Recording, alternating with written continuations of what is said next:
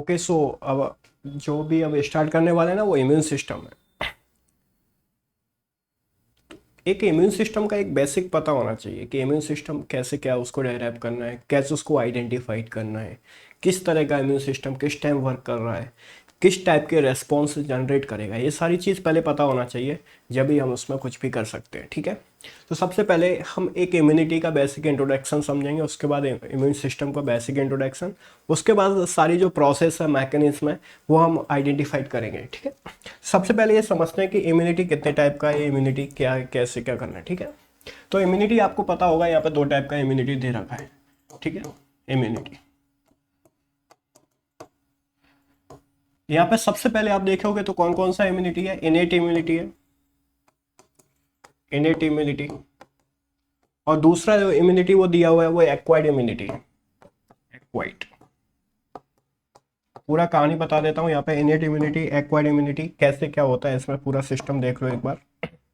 जो innate immunity होता है वो नॉन स्पेसिफिक होता है, नॉन स्पेसिफिक।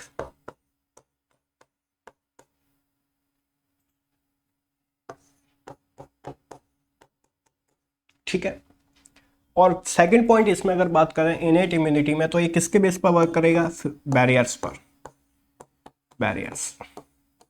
ठीक है, ये दो पॉइंट वेरी इंपॉर्टेंट। फर्स्ट है नॉन स्पेसिफिक है और बैरियर बेस पर वर्क करेगा। तो उसमें एक पॉइंट आता है, बहुत ही अच्छा पॉइंट आता है कि बैरियर बेस पर वर्क तो करेगा, लेकिन मैं इसको किस वे में बोल रहा हूँ कि बैरियर बेस पर वर्क करेगा। मतलब जो भी माइक्रो ऑर्गेनिज्म, जो भी माइक्रो ऑर्गेनिज्म है यहाँ पे, उसके लिए बोलना चाह रहे हैं, जो भी micro organism. So micro organism की एंट्री यहाँ पर थोड़ी डिफिकल्ट हो रही है। ओके, तो माइक्रो ऑर्गेनिज्म में जो भी माइक्रोब्स है वो एंटर नहीं कर पा रहा है, कहाँ पे, बॉडी में। अगर बॉडी में एंटर कर गया है तो वो मारा जा रहा है ना। तो ये कुछ प्रोसेस चल रहे हैं, ये सब इनेट इम्यूनिटी में होगा। लेकिन ये कब मिलेगा innate immunity, presence at the birth, ये इंपॉर्टेंट पॉइंट है। कब से कंसीडर करेंगे, बर्थ से। नॉन स्पेसिफिक है, बर्थ से ही मिला है अपन को, बैरियर बेस पर ये अपना प्रोसेस करेगा पूरा। एक्वायर्ड इम्यूनिटी में क्या होने वाला है, एक्वायर्ड इम्यूनिटी सबसे पहले स्पेसिफिक है, स्पेसिफिक। ठीक है, इम्यून रेस्पॉन्स जनरेट करेगी, इम्यून रेस्पॉन्स जनरेट करेगी। ठीक है, दूसरा बात है इम्यून रेस्पॉन्स जनरेट करेगी। तीसरा बात है यहाँ पे, जो भी लिम्फोसाइट्स आएंगे इसके अंदर वो क्या, इम्यून सिस्टम बताएंगे। तो जो भी लिम्फोसाइट्स है इसके अंदर वो इम्यून सिस्टम बताते हैं कि यहाँ पे इम्यून सिस्टम भी अपनी एक्टिविटीज कर रहे हैं, इम्यून सिस्टम। ठीक है, तो ये सारी चीजें बात करनी है इसमें। और ये बर्थ पर मिलेगी या ड्यूरिंग लाइफ मिलेगी, ड्यूरिंग लाइफ। ठीक है, ये ड्यूरिंग लाइफ ही कंसिडर कर सकते हैं इसको। समझ में आया, ये थोड़ा इंपॉर्टेंट सी चीज था। तीन तीन पॉइंट है, ये तो पहले इंपॉर्टेंट है ही। अब इसके बाद क्या होने वाला है, इनेट इम्यूनिटी में किस टाइप के बैरियर वर्क कर रहे हैं, ये थोड़ा समझते हैं कि इनेट इम्यूनिटी किस टाइप का। तो आपको एक इंपॉर्टेंट मुद्दे की चीज बताऊं यहाँ पे कि इनेट इम्यूनिटी में जो वर्क कर रहे हैं वो किस टाइप के वर्क है, थोड़ा ये समझिए। कौन सा वाला ले लो, ये सही रहेगा ये। ठीक है, इनेट इम्यूनिटी में जो फंक्शन हो रहा है वो किस टाइप का फंक्शन हो रहा है, थोड़ा ये समझिए। सो बैरियर्स मैंने बताए थे, ये बैरियर्स कितने टाइप के हैं थोड़ा समझता है। ठीक है, बैरियर्स। ठीक है, ये बैरियर्स को थोड़ा समझिए, अच्छे से बताता हूं। तो बैरियर्स यहाँ पे चार टाइप के बैरियर्स हैं। सबसे पहले फिजिकल बैरियर आएगा, फिजिकल। सेकंड नंबर पर फिजियोलॉजिकल बैरियर आएगा, फिजियोलॉजिकल। थर्ड नंबर पर यहाँ पर सेलुलर बैरियर आएगा, सेलुलर बैरियर। और जो फोर्थ नंबर पर आएगा वो साइटोकाइन बैरियर, साइटोकाइन बैरियर।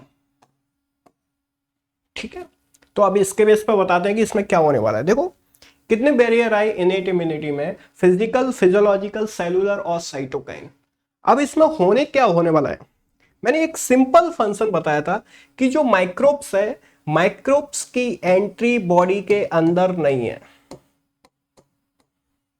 अगर माइक्रोब की एंट्री बॉडी के अंदर है तो बॉडी के अंदर उसको मारा जाएगा, डेथ।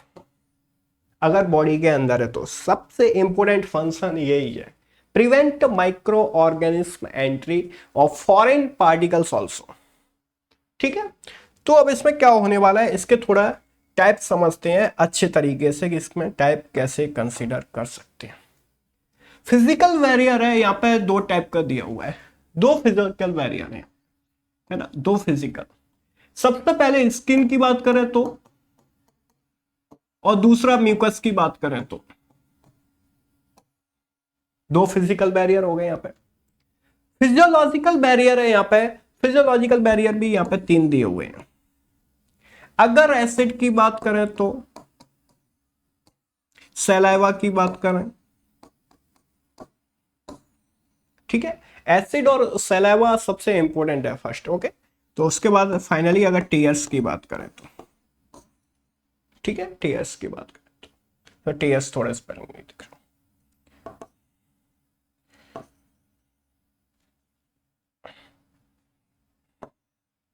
तो टीयर्स की बात करें तो, ठीक है ये।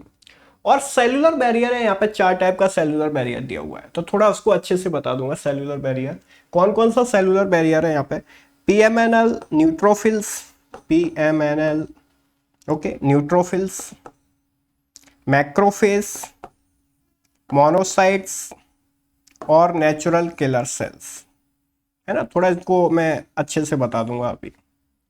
साइटोकाइन बैरियर है, तो यहाँ पे बात करेंगे अल्फा इंटरफेरॉन की, इसको बोलते हैं अल्फा इंटरफेरॉन, ठीक है, ये हो गया। देखो सबसे पहले क्या है, फिजिकल बैरियर में स्किन है, और स्किन आपको पता है एपी पार्ट है, तो माइक्रोब्स की एंट्री पॉसिबल है और नहीं, इस केस में सबसे पहले ये बताना है, क्या माइक्रोब्स की एंट्री यहाँ पे पॉसिबल है। आउटसाइड है, पैथोजन आएगा तो यहाँ पे टकराएगा, लेकिन वो बॉडी में एंटर करेगा या नहीं करेगा, बॉडी में एंटर नहीं करेगा, ठीक है। तो स्किन एक तरह का बैरियर हो गया ना, फिजिकल बैरियर। म्यूकस है, म्यूकस की जो लाइनिंग है एपिथेलियल लाइनिंग, और एपिथेलियल लाइनिंग कितने फिजियोलॉजिकल सिस्टम में जनरेट हो रही है यहाँ पे। सबसे पहले अगर आप बात करें एपिथेलियल लाइनिंग यहाँ पे कितने फिजियोलॉजिकल सिस्टम में, गैस्ट्रो इंटेस्टाइनल ट्रैक्ट, यूरोजेनेटल ट्रैक्ट, ठीक है, और रेस्पिरेटरी ट्रैक्ट, वहां पे एपिथेलियल लाइनिंग प्रेजेंस है। जब भी पैथोजन इन 3 फिजियोलॉजिकल सिस्टम से इंटरेक्ट करना चाहेगा तो उसके लिए जो बैरियर का एक्टिवेशन होगा वो एपिथेलियल लाइनिंग से होगा, एक टिश्यू की तरह वर्क करता है और यहाँ पे एक बैरियर की तरह वर्क करेगा, ठीक है, ये फिनिश हो गया, ठीक है। एग्जाम्पल बहुत इंपॉर्टेंट है, एग्जाम्पल सबसे ज्यादा। और एसिड की बात करें तो एसिड कहां पर प्रेजेंस है, स्टोमक में, पैथोजन की एंट्री यहां पे प्रिवेंट हो गई। सलाइवा कहां पे प्रेजेंस है, ओरल कैविटी में, ओरल कैविटी में बात करें तो कहां पे, माउथ में, पैथोजन की एंट्री यहां पे प्रिवेंट हो जाएगी सलाइवा से, ओके। मींस ये जो क्या है, पैथोजन को इनएक्टिवेशन फॉर्म देंगे बस, कैसे भी करके एक्टिवेशन उनका हो ही नहीं पाएगा, बॉडी से आउट करना है या बॉडी के अंदर खत्म करना है इनको, कैसे भी करके। टीयर्स कहां पे प्रेजेंस है, ये आइस में प्रेजेंस, ठीक है, पैथोजन वहां पे देख लो, इतने खतरनाक है आंसू आपके, ठीक है। सेलुलर बैरियर में ये हम भी बात करेंगे, पहले ये देख लो साइटोकाइन बैरियर। साइटोकाइन बैरियर क्या है, अल्फा इंटरफेरॉन, और साइटोकाइन बैरियर में क्या है, एक प्रोटीन आएगी यहां पे, साइटोकाइन बैरियर में क्या, एक प्रोटीन मिलेंगे अपन, तो यहां पे जो प्रोटीन है वो अल्फा इंटरफेरॉन नाम है उसका, और इस प्रोटीन को क्या बोल सकते हैं, एंटीवायरल प्रोटीन और भी बोल सकते हैं। तो एंटीवायरल प्रोटीन बोला तो हम इसको क्या बोल सकते हैं, antiviral protein can protect non infected cell from viral infection. Anyhow ये प्रोटेक्ट करेगा, किससे, वायरल इन्फेक्शन से, ठीक है। कौन प्रोटेक्ट करेगा, alpha interferon. How many amino acids presence in alpha interferon, तो उसका एक और आंसर आएगा भाई, इसको बोल सकते हैं 270 अमीनो एसिड्स। ठीक है, अब थोड़ा डेप्थ में सेलुलर बैरियर को भी समझते हैं कि सेलुलर बैरियर क्या है, थोड़ा डेप्थ में समझते हैं इसको, सेलुलर बैरियर को, ये भी थोड़ा इंपॉर्टेंट है, थोड़ा अच्छे से डेप्थ में समझेंगे गाइस। सेलुलर बैरियर, अब इसमें क्या होने वाला है, सेलुलर बैरियर में मैंने कितने एग्जांपल बताए थे आपको सेलुलर बैरियर में, थोड़ा अच्छे से देखेंगे, कलर का चेंज अच्छा रहता है। सेलुलर बैरियर में बहुत ही अच्छे अच्छे एग्जांपल मैंने अभी आपको बताए थे, थोड़ा अच्छे से देखना। मैंने पहला बताया था पीएमएनएल न्यूट्रोफिल्स, न्यूट्रोफिल्स। दूसरा एग्जांपल मैंने यहां पे बताया था आपको मोनोसाइट्स, मोनोसाइट्स, मैक्रोफेज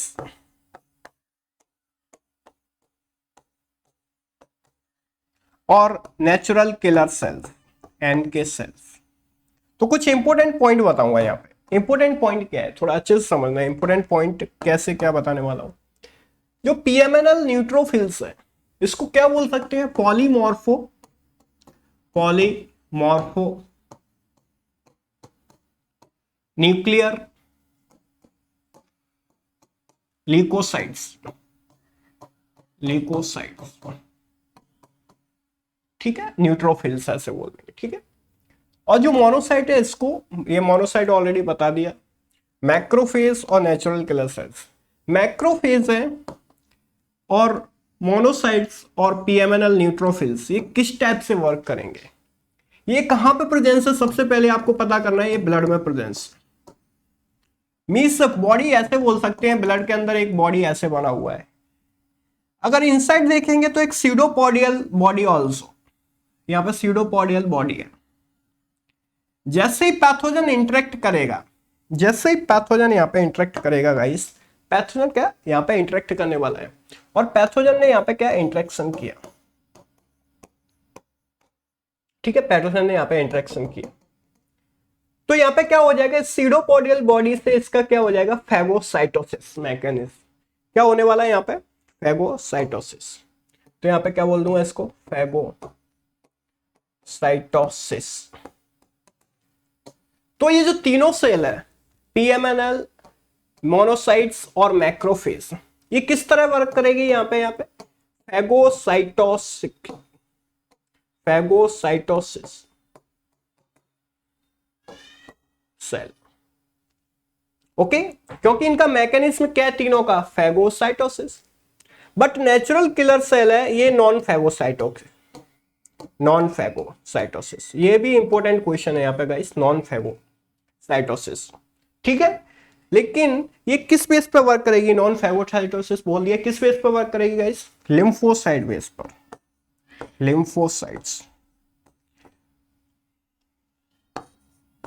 और लिम्फोसाइट्स में भी किस बेस पर, टी लिम्फोसाइट, टी लिम्फोसाइट। और टी लिम्फोसाइट में कहां पे आ रही है, T natural killer cells, TNK, वहां पे वर्क करेगी। ये ब्लड में प्रेजेंस थे ये सभी, लेकिन अब बात करोगे ये मैक्रोफेज के लिए कहां पे प्रेजेंस है, ये एक और क्वेश्चन आ गया, मैक्रोफेज कहां पे प्रेजेंस है भाई, ये टिश्यू,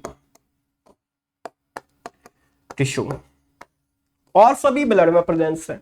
सबसे बड़ी फैगोसाइटोसिस सेल कौन सा है इसमें, सबसे बड़ी फैगोसाइटोसिस सेल अगर आइडेंटिफाई करेंगे तो वो कौन सा है, उसका आंसर है भाई मैक्रोफेज।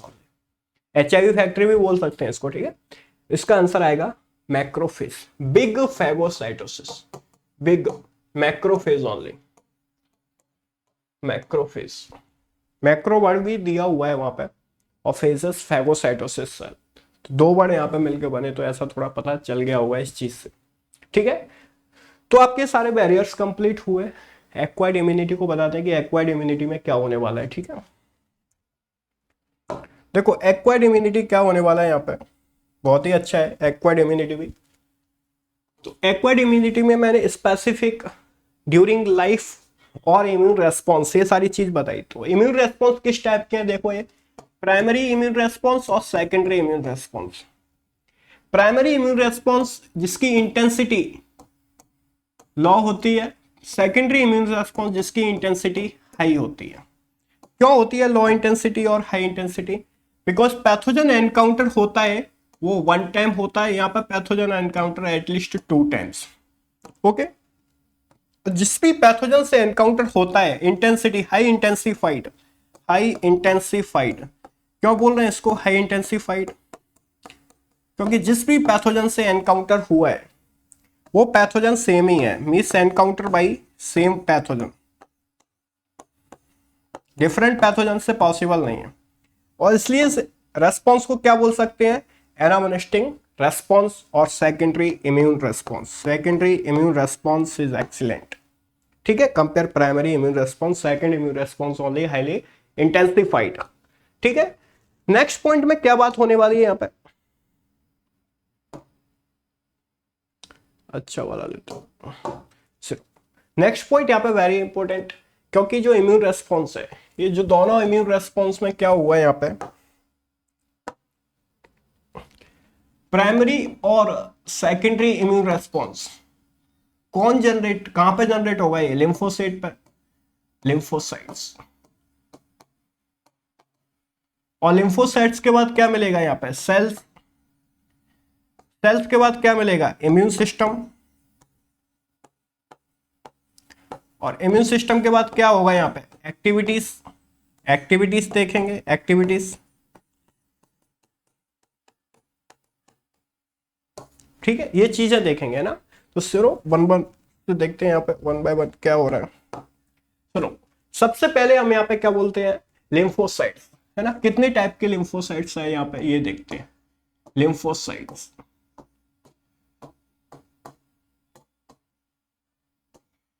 तो यहाँ पे सबसे पहले आप देखोगे यहाँ पे लिम्फोसाइट्स, अच्छे से देखना है यहाँ पे। यहाँ पे पी टी लिम्फोसाइट और बी लिम्फोसाइट, टी लिम्फोसाइट और यहाँ पे बोलेंगे हम बी लिम्फोसाइट,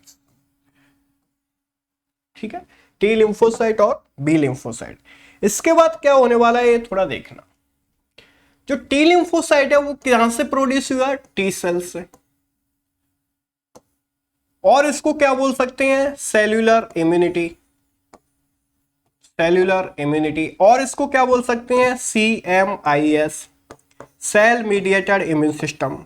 और सेल मीडिएटेड इम्यून सिस्टम बोला तो यहाँ पे कैसी कैसी सेल है, किस टाइप की सेल है, ये भी थोड़ा इंपॉर्टेंट है। तो किस टाइप की सेल है यहाँ पे सेल मीडिएटेड इम्यून सिस्टम में? T helper, T killer, T suppressor और टी मेमोरी। इतना पता चला। जो टी हेल्पर है वो प्रोडक्ट एंटीबॉडीज के लिए इंपॉर्टेंट है, antibody production with the help of B lymphocyte, antibody production. T killer है, पैथोजन को किल करेगी, किल्ड पैथोजन। टी सप्रेसर है, suppress function of T helper plus T killer, ठीक है। टी मेमोरी है, identified second immune response, identified pathogen encounter, ठीक है। ये इस तरह के फंक्शन है इसमें, ठीक है। दूसरा क्या है इसकी एक और एक्टिविटी है, वो ग्राफ्टिंग ऑर्गन आती है, ग्राफ्ट प्रोसेस, वो मैं आपको बताऊंगा अभी तक, ठीक है। इसके बाद बी लिम्फोसाइट बहुत ही इंपॉर्टेंट है। इसमें क्या होने वाला है बी लिम्फोसाइट में? देखो ऐसे ही जाएंगे, बिल्कुल ऐसे ऐसे ही जैसे मैंने यहाँ पे बोला है उसी टाइप से जाएंगे। तो बी लिम्फोसाइट है, यहाँ पे किस सेल को हम कंसिडर करेंगे? बी सेल को, B cells, B cells. B cells के बाद मैंने क्या बोला? इसको ह्यूमरल इम्यूनिटी भी बोल सकते हैं, ह्यूमरल इम्यूनिटी भी बोल सकते हैं। ह्यूमरल रेस्पॉन्स जनरेट होता है ना। और इसको क्या बोल सकते हैं? Antibody mediated immune system. Definitely यहाँ पे एंटीबॉडीज होंगी। और कौन कौन सी एंटीबॉडीज होंगी यहाँ पे? IgA या IgA, IgG, IgA, IgM, IgD, IgE।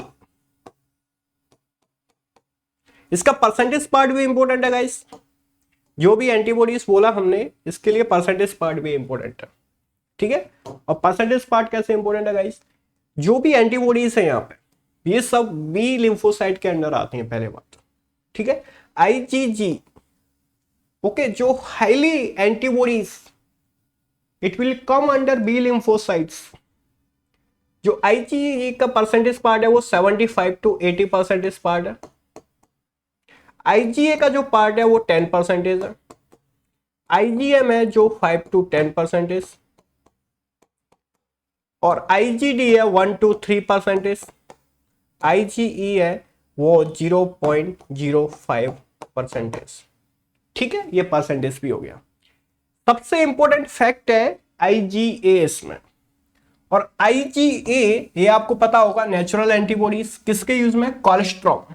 ठीक है, आईजीए वो है एलर्जी के लिए, एलर्जिक एंटीबॉडीज आईजीई और आईजीए दो है अपने सिलेबस में। जब एक्टिव इम्यूनिटी पैसिव इम्यूनिटी पढ़ते हैं, पैसिव इम्यूनिटी टाइम आएगा आईजीए। ठीक है, उस टाइम हम इसको पढ़ेंगे। दूसरा बात है बीटा लिम्फोसाइट है, वो बी लिम्फोसाइट है, बी सेल से सारी चीज, एंटीबॉडी मीडिएटेड इम्यून सिस्टम, ये सब बता दिया। एक वर्ड आ रहा है आईजी, और इस आईजी वर्ड की कितनी अहमियत है वो समझना बहुत इंपॉर्टेंट है।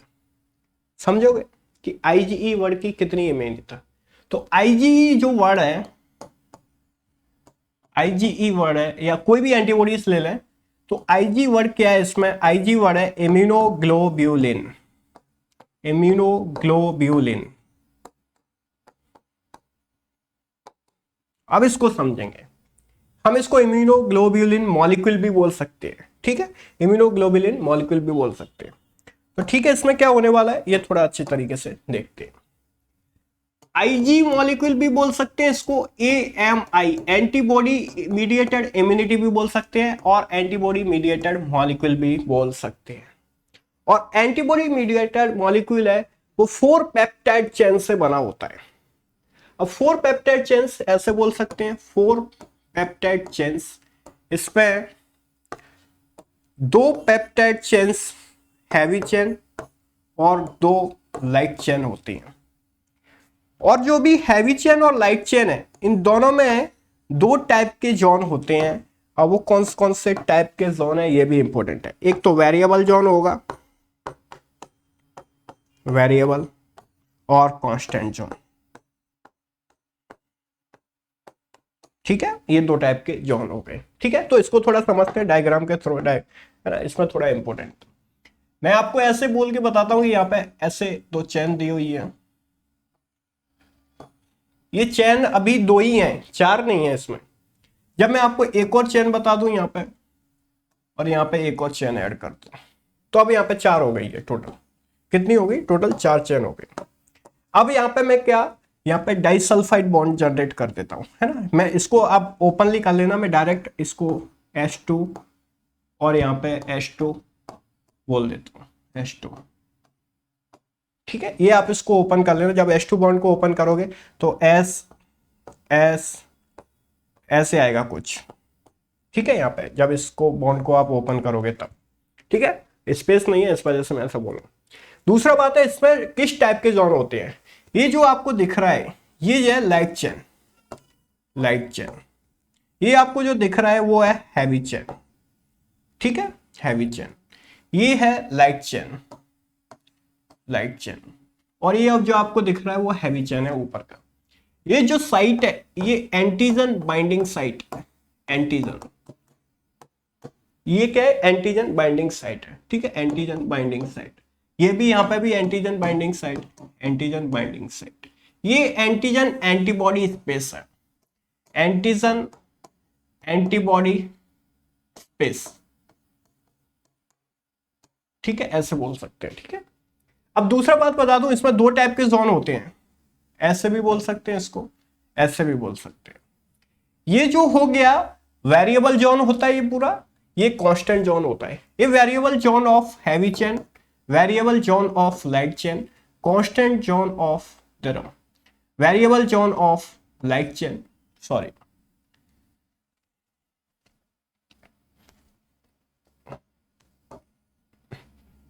इसको क्या बोलेंगे? कंप्लीट वेरिएबल है। इसको constant zone of heavy chain, constant zone light, variable light, variable heavy, constant light, constant heavy chain. ये इसके जोन हो गए। जोन को समझना बहुत इंपॉर्टेंट है गाइस, क्योंकि एनसीईआरटी में नहीं दिया हुआ है, बट ये एनसीईआरटी के लिए भी बहुत इंपॉर्टेंट है। नीट एग्जाम में आ सकता है, डायरेक्ट जॉन से क्वेश्चन पूछ सकते हैं। ठीक है गाइस, तो जब इसका फॉर्मूला मेंटेन करते हैं according to antigen antibody interaction, तो फॉर्मूला आता है H2L2। जब एंटीजन एंटीबॉडी एपिटॉप पूछता है तो फॉर्मूला आता है H1L1। किसी एक ही साइड को कंसीडर करेंगे इसमें तब, ठीक है। H1L1 किसी एक ही साइड को कंसीडर करेंगे। H2L2 ये 4 के अकॉर्डिंग हो गया, 4 चेन हो गया, यहाँ पे 2 चेन हो गया। ठीक है, ऐसे भी क्वेश्चन पूछ सकता है आउटसाइड, बिल्कुल एनसीईआरटी के अकॉर्डिंग नहीं है ये वाला जो मैंने बताया अभी। दूसरा वाला है, ये सारी चीजें पता चल गया कितना चेन है। Total number of amino acids की बात करनी है तो यहाँ पे 51 हो गया। 51 ए और बी में डिवाइड करेंगे, ए और बी, ए में दो 20 है और बी में टोटल 31 है। ठीक है, ये फिनिश हो गया भाई। ठीक है, ये जो मीडिएटेड इम्यून सिस्टम थे वो मैंने बता दिया। ये किस बेस पर आएगा, AMIS पर, और वो बिफोर दैट क्या था, CMIS। CMIS के अंदर क्या है, ग्राफ्ट प्रोसेस भी आ रही है। ग्राफ्ट प्रोसेस कैसे में कंसिडर कर सकते हैं वो थोड़ा देख लो। ग्राफ्ट प्रोसेस, ग्राफ्ट प्रोसेस किसके लिए करते हैं, ऑर्गन्स के लिए। किस टाइप के ऑर्गन्स है यहाँ पे ये भी देख लो। ग्राफ्टिंग ऑर्गन्स किस टाइप के ऑर्गन है, यहाँ पे हार्ट, लिवर, किडनी, आइस। ठीक है, ये हो गया। अब यहाँ पे ग्राफ्टिंग प्रोसेस कैसे करेंगे, grafting process, grafting process for grafting organs. 3 चीजें मैच करनी है। कौन सी 3 चीजें मैच करनी है ये थोड़ा देखना है, बस 3 चीजें मैच करनी है। क्या आपका ब्लड ग्रुप सेम है या नो, क्या आपका टिश्यू कल्चर सेम है या नहीं, क्या आपका इम्यून रेस्पॉन्स जनरेट हो रहा है या नहीं, इम्यून रेस्पॉन्स। अब कहां से देखेंगे ये सारी चीजें, जब ग्राफ्टिंग ऑर्गन होगा तो कैसे होगा, 1 person to another person, 1 person to another person. मतलब ये वाला पर्सन ऑर्गन दे रहा है किसको, सेकंड पर्सन को। तो ये दोनों में ये सारी चीजें मैच होनी चाहिए, ये सारी चीजें मैच होनी चाहिए, तभी ग्राफ्टिंग प्रोसेस पॉसिबल है। अगर ये सारी चीजें मैच नहीं है तो पॉसिबल नहीं है। तो ग्राफ्टिंग ऑर्गन के लिए एक अच्छा क्वेश्चन बनता है, सीक्वेंस वाला क्वेश्चन बनता है कि ग्राफ्टिंग ऑर्गन के लिए क्या राइट हॉर्न होना चाहिए। जब मैच करते समय तो किसको फर्स्ट प्रायोरिटी देनी चाहिए। सबसे पहले ये जो दो भी पर्सन है, सबसे पहले हमें देखना चाहिए grafting organ in between twins. अगर ट्विंस ऑप्शन नहीं है आपके क्वेश्चन में तो आप देखेंगे सिबलिंग्स। अगर ये भी नहीं है तो पेरेंट्स। अगर ये भी नहीं है तब जाएंगे अनरिलेटेड डोनर, अनरिलेटेड डोनर। क्योंकि ट्विंस, सिबलिंग्स और पेरेंट्स ये सब रिलेटेड डोनर है और इन तीनों के अंदर हमें ये एक्टिविटीज इजीली मिल जाएंगी। इसलिए फर्स्ट प्रायोरिटी हम इस तरह ही देंगे क्वेश्चन में। एक बार आ चुका है ऐसा क्वेश्चन, ठीक है, तो आपको थोड़ा अच्छे से समझना है इस चीज को। तो ग्राफ्टिंग ऑर्गन में ये आप आई थिंक समझ गए होंगे। इतना तो समझ में आ गया होगा ना, ठीक है, इतना समझ में आया ना।